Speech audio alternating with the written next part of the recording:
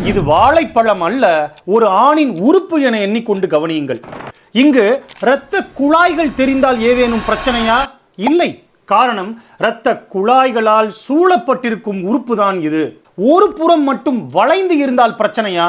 இல்லை. காரணம், டியூனிகா ஆல்புஜினியா என்ற ஒரு பகுதி பலருக்கு வளைந்துதான் இருக்கும். கழுத்து பகுதியில் செயின் அணிந்தது போல சிறிய முத்துக்கள் இருக்கிறதா? குழப்பம் வேண்டாம், இது நமது முன்னோர்களிடத்தில் இருந்தே வந்திருக்கும் பெர்லி பீனில் பாப்யூல்ஸ். இது உறவின் போது கூடுதல் உணர்வுகளை வழங்குமே தவிர உங்களுக்கு பாதகமாய் இருக்காது. முன் தலை பகுதியில் கருமை திட்டுக்கள் இருக்கிறதா? இது பீனில் மெலனோசிஸ். நமது சருமத்தில் ஆங்காங்கே இருக்கும் கருமை திட்டுக்கள் போலத்தான் இங்கும் இருக்கிறது. பயம் கொள்ள வேண்டாம். தினமும் இங்கிருந்து வெள்ளை நிற துகள்கள் வெளியேறுகிறதா? இது ஸ்மெக்மா. தோலின் இறந்த செல்கள், வியர்வை மற்றும் அழுக்கு எல்லாம் ஒன்றாக கலந்து வெளிவருகிறது. ஒவ்வொரு முறையும் சிறுநீர் கழித்த பின்பு சுத்தம் செய்திருங்கள், அது போதும். உறவின் போது வெறும் 4.5 அங்குல அளவே இருக்கிறதா? இந்த அளவு சாதாரணமே, எவ்வித சஞ்சலமும் பட தேவையில்லை. நன்றி.